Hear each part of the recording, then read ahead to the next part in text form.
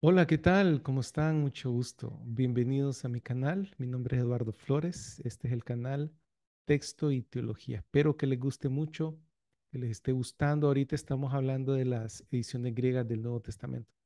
Es un tema que cada vez se pone más complejo, más información, más terminología. Y este video no va a ser la excepción. Espero estar a la altura de algunos de ustedes que conocen estas cosas de crítica textual, de los manuscritos griegos. Tal vez pueden leer en griego, tal vez hacen su devocional en griego, como algunas personas. Espero llenar un vacío que pienso que existe en la comunidad cristiana de Latinoamérica o hispanohablante para incluir a España. Un vacío que consiste en que no hay mucha información acerca de este asunto de las ediciones griegas del Nuevo Testamento, de los manuscritos, de la crítica textual, de las distintas posturas. No hay mucha información en español. Y entonces queremos llenar ese vacío de conocimiento para que cada uno de nosotros pueda tomar su propia decisión, ¿cómo se llama? Con consentimiento informado. Es decir, bien informados de todo el asunto de la crítica textual, de los manuscritos, de la familia 35, de Robinson y Pierpont, que es el tema de lo que vamos a hablar hoy.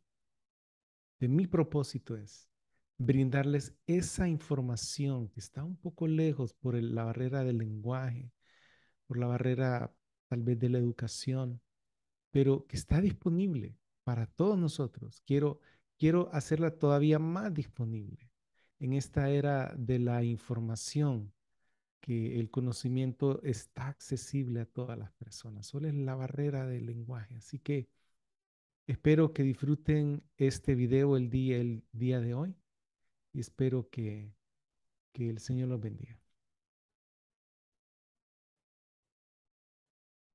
Así que bueno, hoy vamos a hablar del texto de la prioridad bizantina de Robinson y Pierpont. Maurice Robinson, él estudió en el Seminario Bautista Southeastern y él es de la opinión que el texto del Nuevo Testamento fue copiado fielmente en la tradición bizantina. William Pierpont, él fue ingeniero, él ya falleció, era políglota, un erudito bíblico, definitivamente un genio, una persona llena de conocimiento.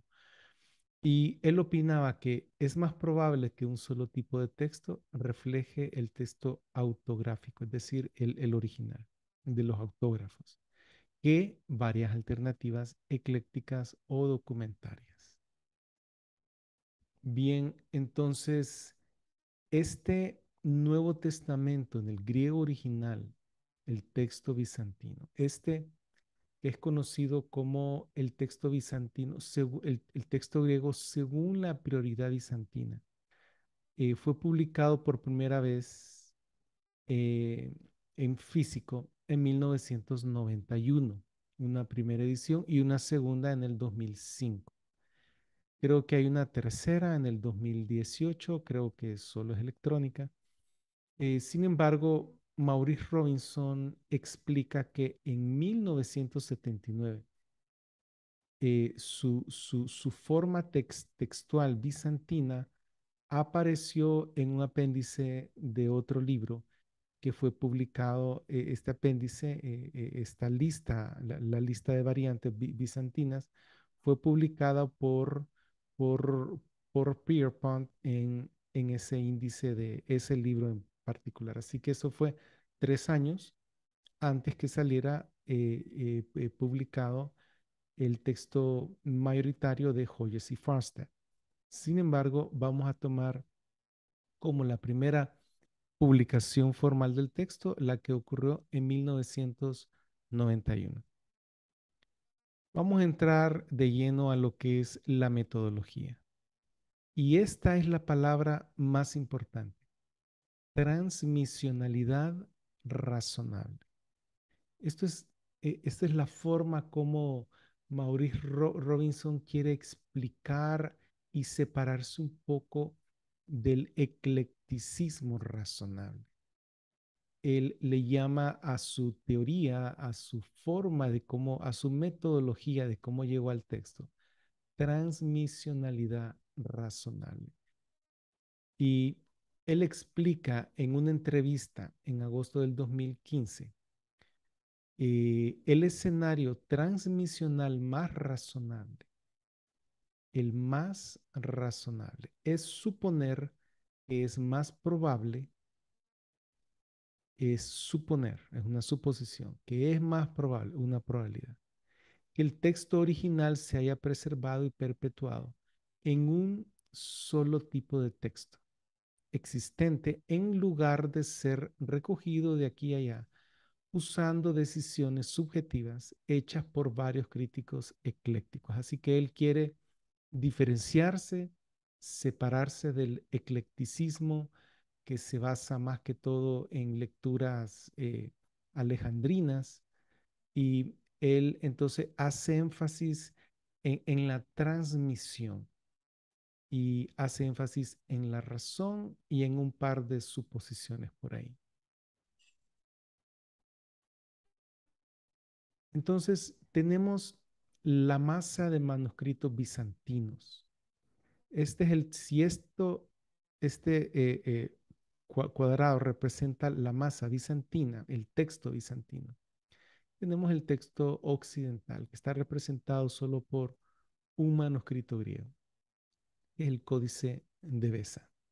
Tenemos el Cesareo, que está atestiguado por unos 26 manuscritos en dos familias, familia 1 y familia 13. Y tenemos el texto alejandrino que está atestiguado por dos unciales y un puñado de, de, ah, de papiros, según el libro, diferentes papiros, los cuales son muy fraccionarios, excepto unos tres o cuatro.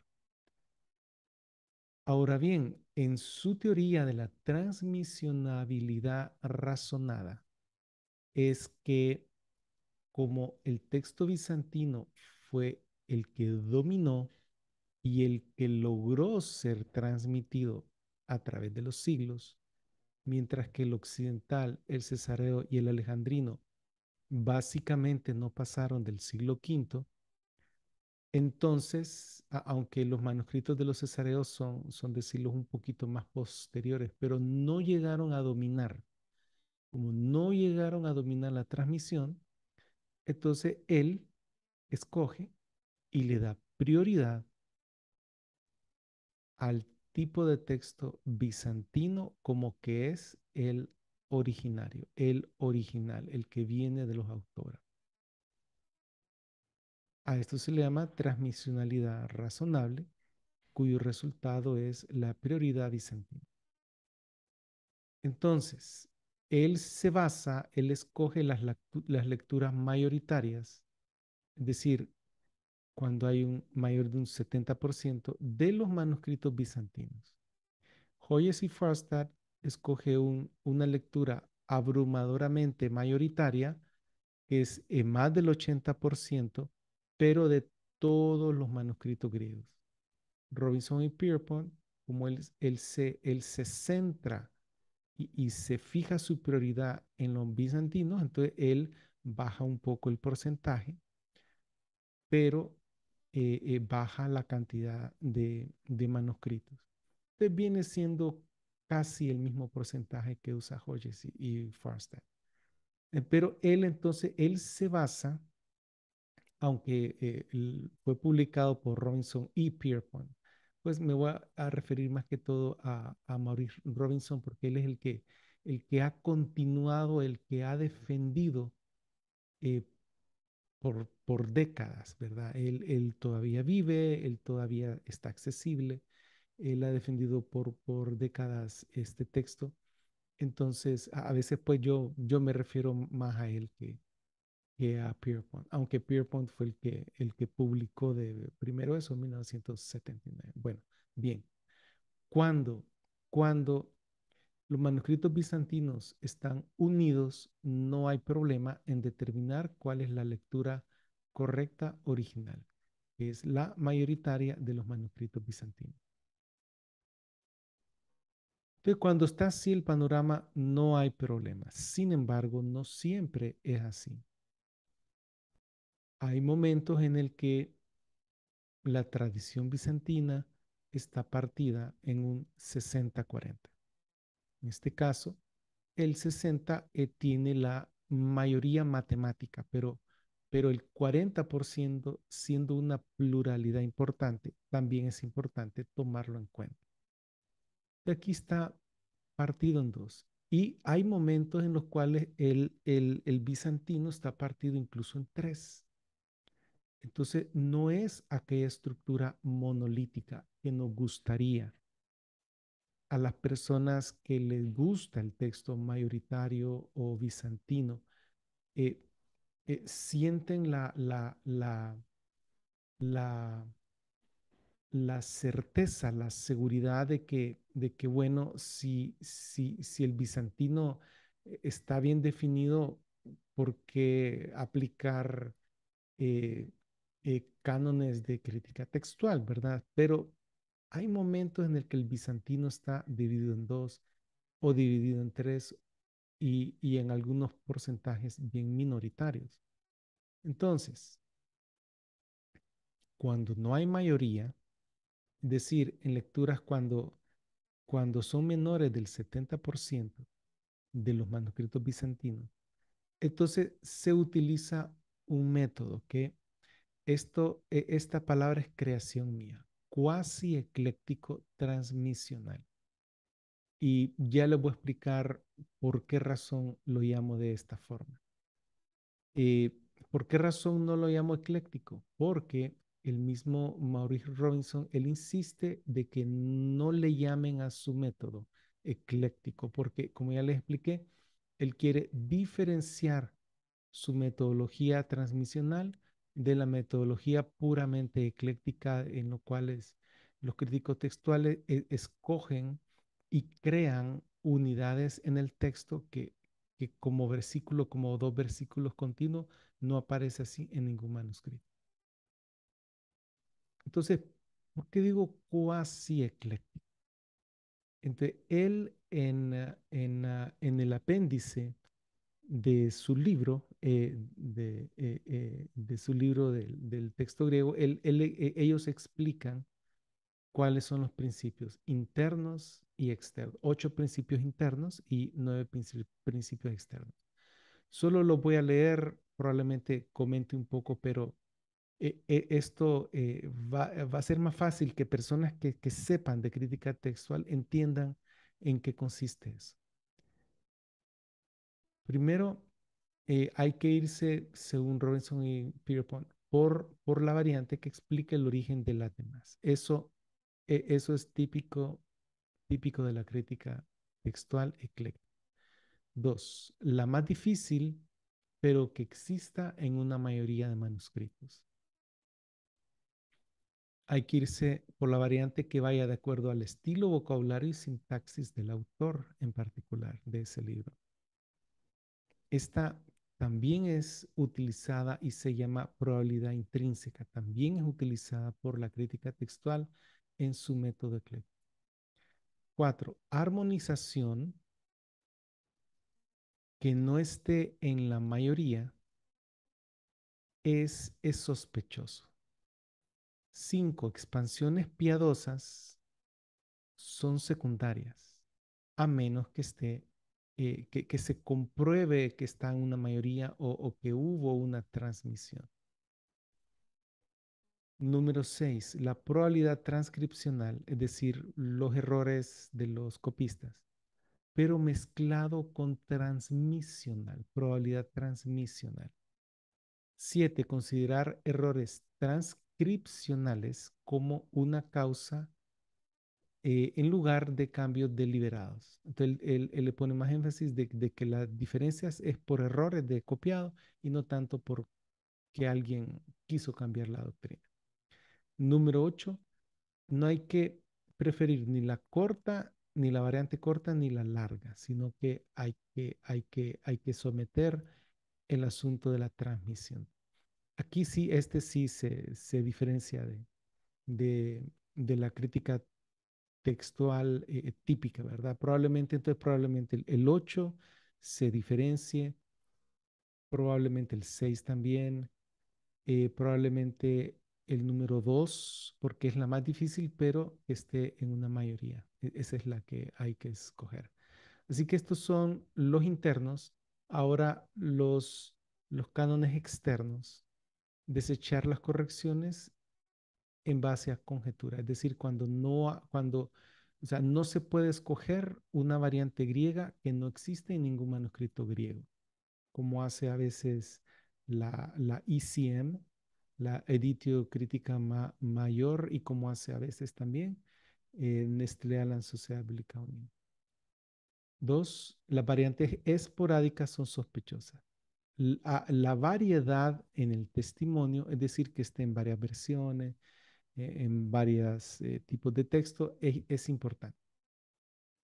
Cuatro, cuando posible, hay que reducir el número de manuscritos agrupándolos en familias. Cinco, hay que pesar los manuscritos, no solo contarlos. Seis, hay que buscar las variantes antiguas. Siete, es probable que el concepto que un solo manuscrito sea el mejor o que un grupo de manuscritos sean los mejores no tenga evidencia transmisional a su favor. Es probable. Yo entiendo que él coloca esto para diferenciarse de la familia 35.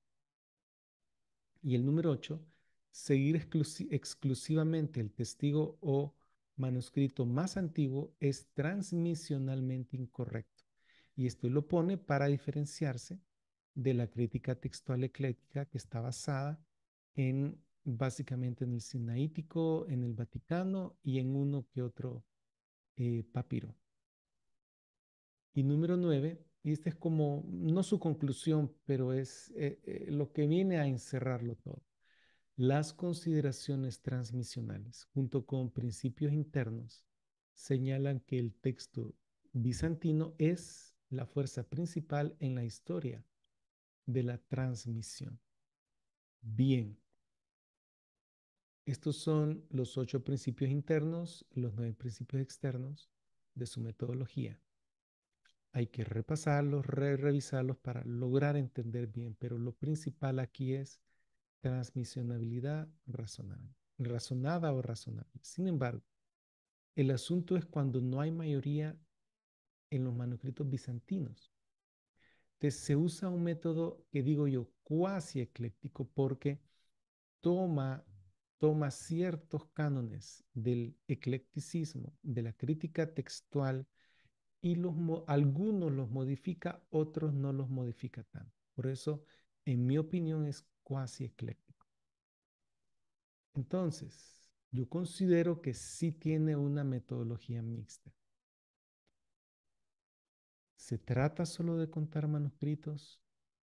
Entonces, uh, esta es otra entrevista que le hicieron a Maurice Robinson en el 2006, justo después de la segunda edición de su texto griego, que fue en el 2005. Eh, este, él, él, él explica un poco con más claridad, él explica con más claridad este asunto de qué hacer cuando los bizantinos no están en acuerdo. Entonces dice, uno, primero, nuestra posición, como ya declaramos, es considerar que un apoyo mayor de un 70% entre los manuscritos bizantinos refleja el arquetipo de tal texto, es decir, el arquetipo bizantino. Entonces él dice que eh, primero, arriba de un 70, ese es el arquetipo bizantino. Sencillo. Y él hace un paréntesis. Dice, Hoyes y Farstad en su edición del texto mayoritario sugieren un 80%, pero solo cuando se incluyen manuscritos de testigos no bizantinos como los occidentales y los cesareos. Entonces, él, esto pienso yo que ese 70% para el bizantino pienso yo que ese 70% es importante. Dos, en nuestro sistema, a medida que el nivel de apoyo baja del 70 al 50, la confiabilidad externa disminuye. Es decir, que aquí entran ya factores internos, como son los que tomen en cuenta y, en los que la crítica textual hace mucho énfasis. La crítica textual le llama eclecticismo razonado y ellos dicen que hay un balance entre las consideraciones externas y las internas. Sin embargo, no hay duda que se van más por lo interno que por lo externo. Ahora, regresando a Robinson y Pierpont. Tres, cuando el apoyo va del 45 al 55%, consideramos que la información externa está muy dividida y no es determinativa. Entonces, aquí es cuando entran, aquí es cuando en este rango se basa muy fuerte, muy pesadamente en, en los criterios internos y eso es por lo que yo digo que es una metodología mixta. En tales situaciones, dice Maurice Robinson, el establecimiento de un arquetipo bizantino, un arquetipo es un texto común, requiere de una juiciosa aplicación de varias formas de evidencia interna, como probabilidad intrínseca, probabilidad transcripcional, probabilidad transmisional. Pues la intrínseca se refiere al autor, qué fue lo más probable que el autor escribió. Transcripcional se refiere a cuáles son los errores que probablemente cometieron los escribas en esta porción. Y la transmisional, que es la que él dice en cuál tipo de texto hubo dominancia y en cuál tipo de texto hubo transmisión a través de los siglos, y en cuál tipo de texto hubo perpetuación y preservación del texto. Pero también dice la consideración de las prácticas y hábitos de los escribas y cosas similares. Y él definitivamente se basa en von Soden, en Hoskier y en otro, otros, otras obras de colación, definitivamente para él establecer bien su texto. ¿Qué tanto tuvo que usar los principios internos Robinson y Pierpont para tomar sus decisiones? Para mí esto es importante porque quiero saber qué tan mezclado está, en qué momentos ellos tuvieron que utilizar criterios internos que son más propios del eclecticismo razonado de la crítica textual que de algún tipo de teoría mayoritaria. Entonces, hicimos la misma prueba que hicimos para Hodges y Farstad, la hicimos en Mateo. La pregunta es, las distintas variantes del texto de Robinson y Pierpont en Mateo, ¿qué porcentaje de manuscritos tienen? Las lecturas escogidas por Robinson y Pierpont. ¿Habrá lecturas que ellos escogieron que tienen un porcentaje menor al 80 o menor al 60 o menor al 40? Entonces, el doctor Wilbur Pickering, él reporta los porcentajes de manuscritos de cada variante en su obra de El Nuevo Testamento Hebreo según la familia 35. Desde esta obra, entonces, tomamos las 1087 variantes reportadas en esta obra, en el aparato crítico de Pickering, las 1087 en su totalidad, perdón, en las cuales las distintas ediciones griegas difieren, particularmente Nestlé Aland.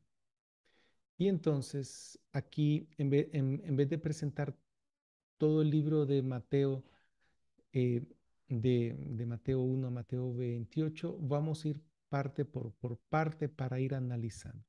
Cada barrita representa el porcentaje de manuscritos bizantinos que van, perdón, el porcentaje total de manuscritos griegos que van de acuerdo a cada una de las variantes escogidas por Robinson y Pierpont en Mateo.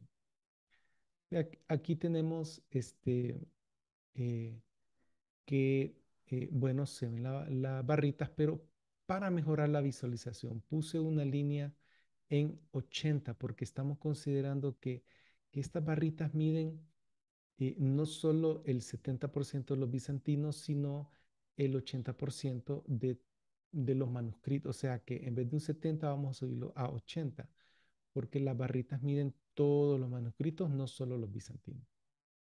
Y aquí podemos ver en estos puntos negros que hay ciertas variantes que son apoyadas por manuscritos, es decir, por un 60 o un 80% de manuscritos. Si seguimos adelante en Mateo y abajo pueden leer ustedes los capítulos a qué corresponde.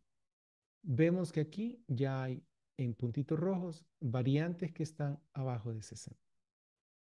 Y esto continúa a través de todo el libro de Mateo. No solo hay variantes arriba de 80, hay variantes arriba de 60, entre 60 y 80 y abajo de 60 en rojo.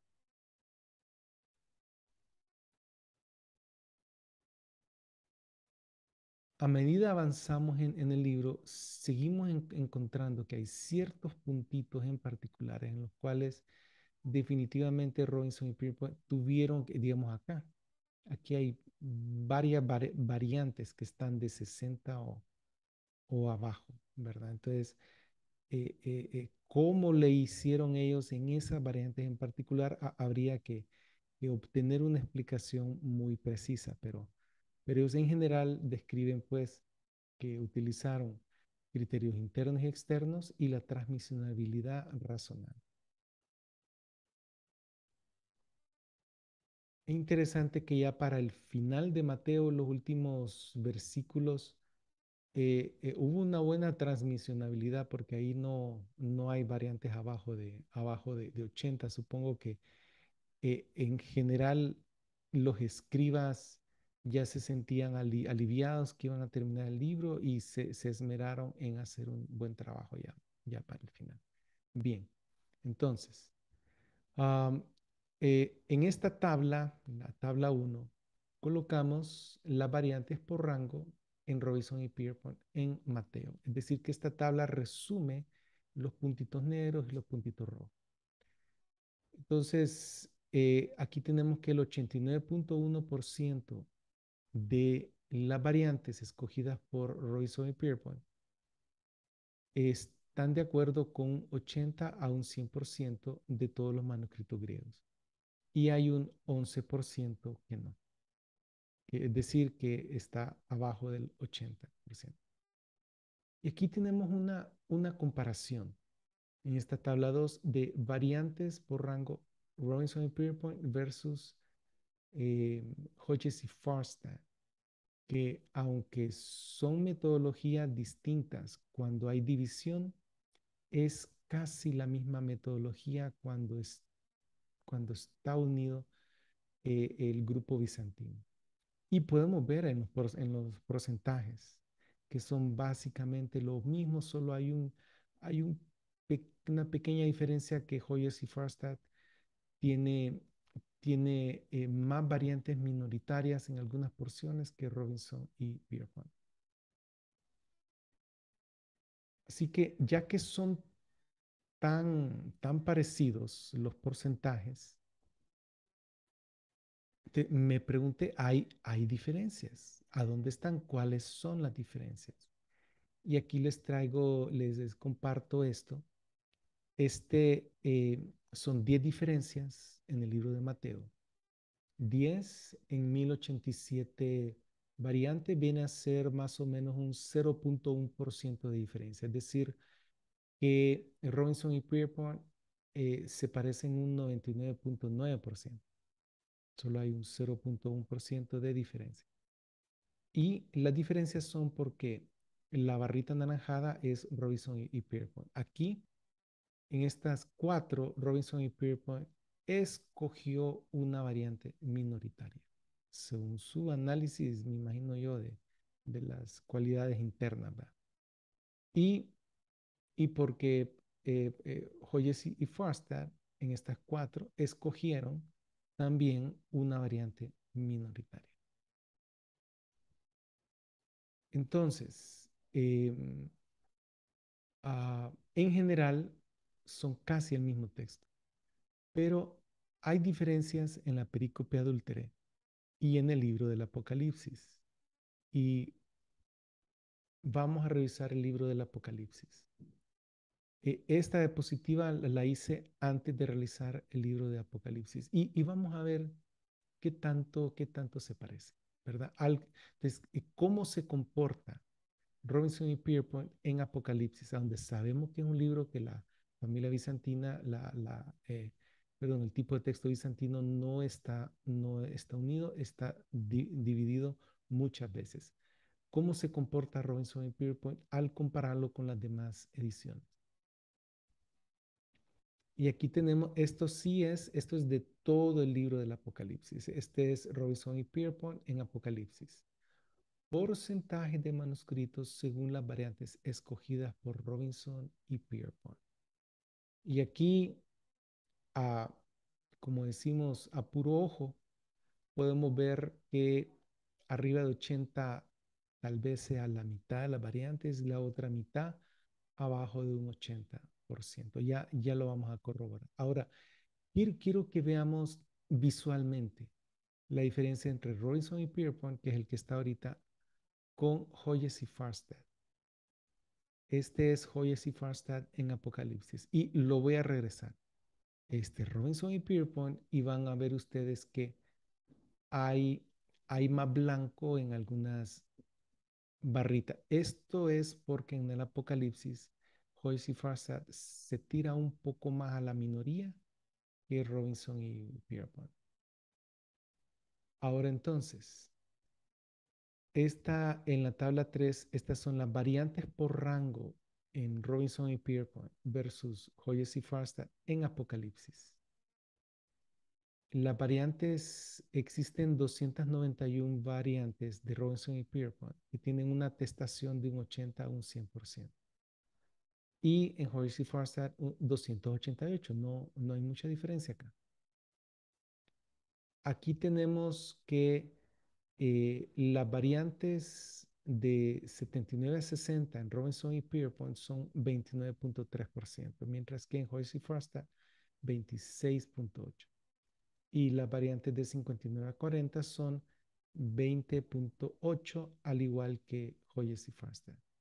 Pero si sumamos este segmento, aquí Robinson y Pierpont, el 29.3 más el 20.8 suma a un 50.1%. Es decir, que para Robinson y Pierpont hay más variantes en el rango de 79 a 40 que en el rango de 80 a 100. Y estas son las dificultades. El libro del Apocalipsis, ahí es donde se vienen a reventar, por así decirlo, todas las metodologías. Ahí ese libro es determinante. La metodología correcta debería de funcionar en todos los libros, definitivamente. Y eso es una de las razones por las cuales yo me voy por la metodología de la familia 35, porque es una belleza en Apocalipsis y en la perícope adúltere. Ahora, no quería dejar este asunto de Mateo y el Apocalipsis sin antes mencionarle el resto de los porcentajes de las ediciones. Y vamos a hacer un pequeño análisis que va a ser interesante. Robinson y Pierpont y Hodges y Farstad tienen un 92.6 y un 92.5. Solo hay una diferencia de 0.1%, que fue lo que les dije al principio. Ahora, ¿qué son estos porcentajes? Si yo tomo en Mateo todas las barritas y las sumo y las divido por 1087. O sea, ¿cuál es el promedio de manuscritos por variante escogidas por Robinson y Pierpont? Es 92.6. Digamos que eso es lo que se parece al texto mayoritario, al 100% que debería de ser. 92.6 y Joyce y Farstad un 92.5. Muy, muy similar el resultado. Ahora, la familia 35 baja a un 89.1. ¿Por qué? Aquí la razón es que en la metodología de la familia se toma en cuenta no lo que dice la mayoría, como en Robinson y Pierpont y Hodges y Farstad, sino que qué es lo que dice una familia bizantina, que es la familia 35 o KR. Entonces, hay variantes cuya atestación solo está en los manuscritos de la familia. Es decir, hay variantes que solo están, que esa variante solo está en la familia 35, que es un 20%, a veces hay un 35, a veces en 40. De esos porcentajes del 20 al 40% que aparecen ocasionalmente en Mateo son los que le bajan el porcentaje. Ahora, las tres ediciones gozan casi del mismo porcentaje en el libro del Apocalipsis, siendo la Robinson y Pierpont la que más lecturas mayoritarias tiene. Ahora bien, veamos Nestlé Ala y Sociedad Bíblicas Unidas. Aquí sí está aplazado con un 26.7%, ¿verdad? Y esto, digamos que sea una calificación. ¿Por qué sale aplazado? Porque en esas 1087 variantes eh, escogidas por Nestlé Alan y Sociedad Bíblicas Unidas, la mayoría aparecen solo en el Sinaítico o en el Vaticano o en la combinación de Sinaítico-Vaticano en contra de el resto de los manuscritos. Entonces, hay muchas veces cuando la atestación solo es 0.1, perdón, 0.5% o 1% o 2 o hasta el 3%. Entonces, con esos porcentajes, claro, baja a un 26.7. Entonces, Nestlé Alan en Mateo no es, obviamente, no es un texto bizantino, no es un texto mayoritario, no así en Apocalipsis, que ahí sí goza de un 60.8% de parecido al texto mayoritario o al bizantino. Porque, ¿qué es lo que ocurre acá? Porque en el Apocalipsis, primero, no hay Vaticano. El Códice B no tiene, no tiene el Códice Vaticano no tiene Apocalipsis. Solo está el Sinaítico, el Efraín y Rescriptus, que no es tan alejandrino como nos gustaría o como les gustaría a ellos ser. Hay unos cuantos papiros que son alejandrinos, pero usualmente la variante escogida por los críticos textuales cae dentro de una pluralidad que ya existe, porque aquí los bizantinos están divididos. Entonces, cae una pluralidad del 60, una pluralidad del 70, una del 20, una del 50 y no tanto en una del 0.5 o del 1%. ¿Va? Por eso es que sale 60.8. Y el texto recibido tiene un 83.9% en Mateo. Sin embargo, tiene un 43 puntos, ahí sí sale aplazado el texto recibido. Ya hemos hablado que este es el talón de Aquiles del textus receptus del libro del Apocalipsis. Solo comparte un 43.1% de las lecturas mayoritarias. Entonces, ¿por qué? Porque aquí en este libro hay unas 80 veces que la lectura del texto recibido no aparece en ningún manuscrito griego. No aparece en ningún, entonces está en cero. De ahí el porcentaje es cero. Y muchas de las lecturas están en pluralidades bajas. Digamos, la mayoría es 50 más uno. De 50 para abajo se le llama pluralidad. Estamos hablando de pluralidades bajas tal vez de un 15%, de un 20%, de un 30% o de un 50%, pero no pluralidades altas. Y les dejo ahí a la Complutense y el texto ortodoxo para que lo analicen ustedes. Bien, regresando entonces a Robinson y Pierpont.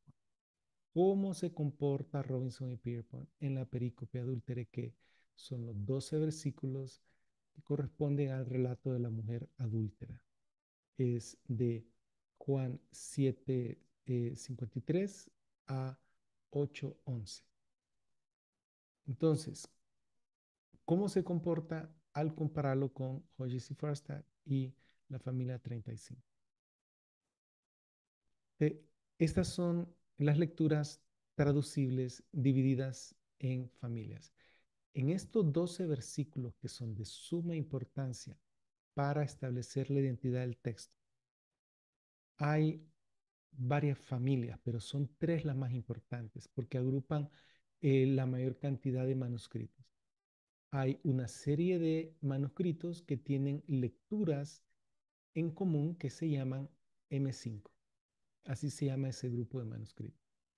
Hay otro grupo de manuscritos que se llama M7, de la familia 35, y hay otro grupo de manuscritos que se llama M6.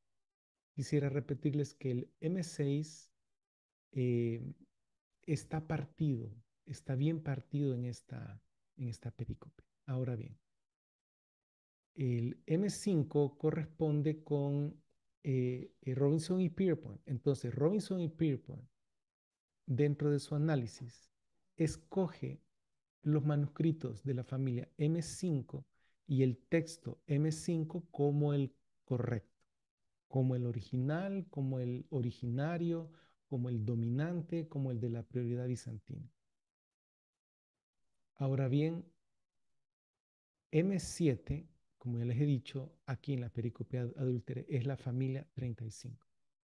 Hodges y Farstad escoge a M6 como, como, su, como su texto. Y esto para mí es muy interesante porque los tres textos que tenemos modernos se van por tres grupos textuales distintos en la pericope. No todos se van por el mismo, se van por diferentes. Ahora bien, este es el texto de Hodges y Farstad, el M6. Estos recuadros en verde es cuando la familia bizantina en estos puntitos no está dividida. En estos puntos la familia está, perdón, el texto bizantino está, digamos, puesto de acuerdo. Sin embargo, estos que están en rojo es cuando el M6 tiene una lectura distinta al M5 y el M5 se une con el M7. Dicho de otra forma, M5 y M7 comparten una misma lectura versus M6 que comparte otra. Pero también hay instancias en estos recuadros azules en las cuales el M6 se une con el M7 en contra de la lectura de M5. Y aquí está el kit del asunto. M7 queda como el denominador común. Siendo M7 el denominador común, es el grupo textual más importante y es el grupo textual más antiguo porque de él difirieron, para un lado se fueron los M5 y para el otro los M6, conservando M7 la estructura en común de las tres familias. Y esto es sumamente importante, hermanos. Ahora, recordémonos entonces que Robinson y Pierpont escoge su texto M5, pero M5 tiene una particularidad y es la siguiente. Este es un diagrama que lo hizo Paul Anderson y él explica los grupos bizantinos. Por eso aquí no está alejandrino, ni cesareo, ni occidental. Estos son los manuscritos bizantinos, cómo se clasifican. El azul M7 es la familia 35, KR o F35. El M6 que es el color verde que está en medio, es la KX. Y esto que está en amarillo y en anaranjado son los grupos no kappa. Y ahí está el M5. Entonces, los grupos kappa están del lado derecho de la pantalla y los no kappa del lado izquierdo. Bien, el M6, que es el grupo seleccionado por Hodges y Foster, corresponde con manuscritos que están en KX. Sin embargo, y esta es la deficiencia metodológica de Robinson y Pierpont en la perícope. Sin embargo, el grupo de manuscritos M5 no forman parte de la masa bizantina KX, cuando KX se le da la prioridad en el resto del Nuevo Testamento, en cuanto a Robinson y Pierpont. Y ese es un pequeño defecto. ¿Por qué no se fueron por el M6? No sé, no sé por qué. Ellos tomaron sus consideraciones internas y consideraron que el M5 era mejor que el M6 y que el M7. Y bueno, ahí esos son los manuscritos de la familia 35. Bien, entonces, pero lo principal es esto. Y quisiera ir terminando con este asunto de Robinson y Pierpont, pero ir tomando un paso más cercano a explicar el asunto de la familia. El M7 son los mismos manuscritos de la familia 35. Siempre está en la mayoría de las tres familias. M5 con M7 en contra de M6 o M6 con M7 en contra de M5. Y es el denominador común, por ser el denominador común, es, es el tipo de texto base del cual difirieron los manuscritos que tienen el texto M5 y de cual difirieron los manuscritos que tienen el texto M6. Y esto es muy importante. Bien, este es un cuadro mental de cómo pienso yo que es la metodología de Robinson y Pierpont. Sigo pensando que es una metodología mixta, pero no a propósito, sino que la misma, y como les dije, no quiero ser pesado en este asunto, sino que la misma característica de cómo están unidos o divididos los manuscritos bizantinos, de cómo el texto bizantino está dividido en varios grupos dentro de sí mismo, obliga a los eruditos a tener que tomar consideraciones internas, tener que pensar un poco, bueno, cuál fue el error del escriba, si esta variante se trata de un error del escriba, si es probable cuál es la que más probable escribió el autor, ¿verdad? Tienen que tomar cosas internas porque es que no hay para ellos hasta este punto otra forma de resolver todo esto. También como parte de la metodología, Robinson y Pierpont se basa en fuentes secundarias. Sin embargo, Maurice Robinson, él cotejó todos los manuscritos de la pericope adúltere que vienen a sumar más o menos a 1400. Creo que él reporta, creo que 1389, digamos 1400. Entonces, él fue a Alemania, al Instituto de Münster, vio todos los microfilmes que tienen ahí y él hizo una colación completa de esos 12 versículos y en base a eso, él toma sus decisiones. Esa colación completa sirvió para identificar mejor los manuscritos de la familia 35. Entonces, eh, Robinson y Pierpont utiliza principios internos y externos cuando los manuscritos bizantinos están divididos y están basados en fuentes secundarias para todo el texto bizantino, excepto en las primarias para el texto de la perícope. Pero como les dije, se fue con M5, que está fuera del grupo K. Ahora bien, ¿Por qué es importante? Ya vimos los puntos ciegos, pero ¿por qué es importante este texto? Primero, porque su teoría de la transmisionalidad razonada le da confianza a la gente, a los críticos textuales, les da confianza, los manuscritos bizantinos cobran confianza en la mente de las personas y le da confianza al texto bizantino.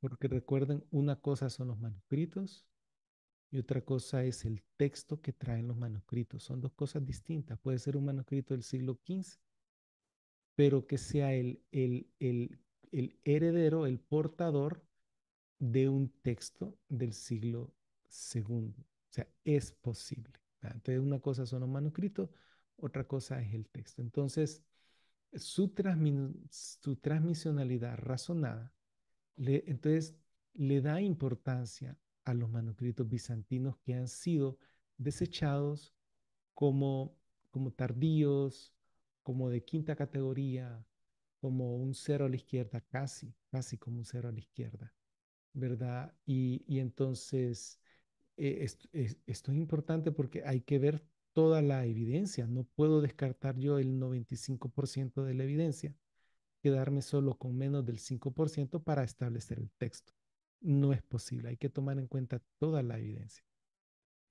También, y les recalco y les repito, la colación completa de Maurice Robinson de la pericopea adúltera ayudó en identificar los manuscritos de la familia 35, aunque esa colación no ha sido publicada aún 20, 30 años más tarde. Sin embargo, el doctor Pickering, él tuvo acceso a la colación y eso le ayudó a él, junto con los datos de Hodges y Farstad, a comenzar a revisar a identificar los manuscritos de la familia y a comenzar a revisar en fuentes primarias. Esa es una diferencia entre estas dos, Robinson y Pierpont, y Hodges y Farstad, y la familia 35. Él revisó la fuente primaria, que son los manuscritos, para identificar la redacción original. Entonces, no sé, siento que esta es demasiada información, sin embargo, son cosas que hay que aprender, que hay que platicar. Por favor, si les llamó la atención, compartan esto con el resto de sus hermanos en Cristo, hispanohablantes, porque es difícil encontrar videos que expliquen la metodología.